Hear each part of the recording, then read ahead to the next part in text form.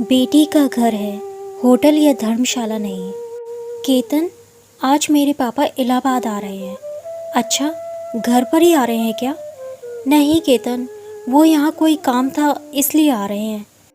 थोड़ा रुककर रोमा फिर बोली, केतन, पापा को वापस जाते हुए शाम को काफ़ी देर हो जाएगी।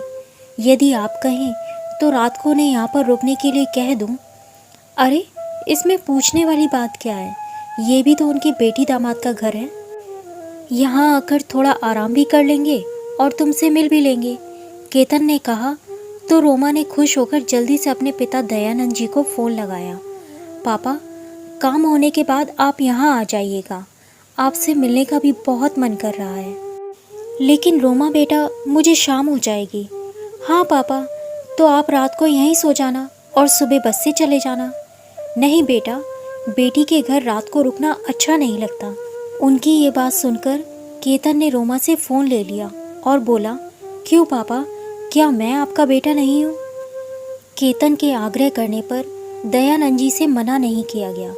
ठीक है बेटा, तुम जिद कर रहे हो तो आ जाऊँगा। रोमा के पिता अपनी खानदानी ज़मीन के मामले में इलाहाबाद कोर्ट आए थे।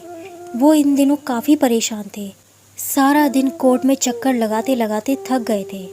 इसलिए रोमा के बुलाने पर ऑटो पकड़कर रोमा के घर चले गए। रोमा और केतन उन्हें देखकर बहुत खुश हुए, लेकिन रोमा की सासू माँ को शायद उनका इस तरह आना पसंद नहीं आया। थकावट के कारण वो थोड़ा बहुत खाकर जल्दी सो गए। सुबह रोमा ने जल्दी उठकर दयानंद जी के लिए नाश्ता बनाया, लेकिन दयानंद जी ने सिर्फ चाय और बिस्कुट ही लिया, क्योंकि उन्हें सुबह जल्दी खाने की आदत नहीं थी। जाते समय वो रोमा को अपने बटुए से निकालकर 500 रुपये देने लगे, तो रोमा ने मना करते हुए कहा, नहीं पापा, आज कोई त्योहार थोड़ी है, बस आपको देखने का मन था तो आपको बुला लिया। दयानंद जी की बस का समय हो रहा था। केतन ने मोटरसाइकिल से उन्हें बस स्टैंड छोड़ दिया। उनके घर से निकलते ही रोमा की सास ने रोमा को ताना मारते हुए कहा, क्या तुम्हारे पिता को रीति रिवाज का कोई ज्ञान नहीं है? इतना भी नहीं पता कि बेटी के ससुराल में कुछ खाते पीते हैं तो शगुन देकर जाना चाहिए। ये बेटी का ससुराल है, कोई धर्मशाला नहीं जहाँ आकर सो गए और चाय नाश्ता करते चलते बने। रोमा स्तब्ध सी अपनी सास का मुंह देखती रह गई। उससे अपने पिता का अपमान सहन नहीं हुआ और वो बोल पड़ी, माफ़ कीजिए माँ जी, मेरे पिताजी सिर्फ मिलने आए थे। रही लेने देने की बात, तो अभी 1 महीने पहले ही तो सावन का शगुन देकर गए थे।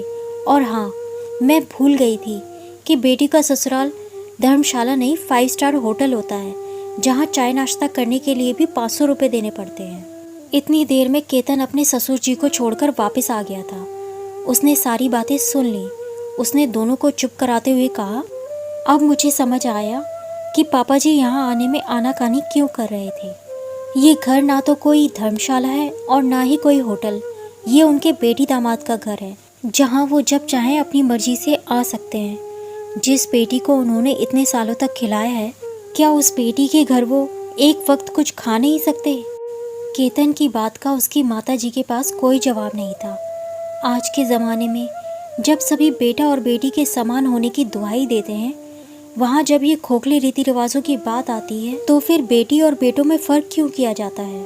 दोस्तों, कहानी पसंद आई हो तो चैनल को सब्सक्राइब ज़रूर करें। धन्यवाद।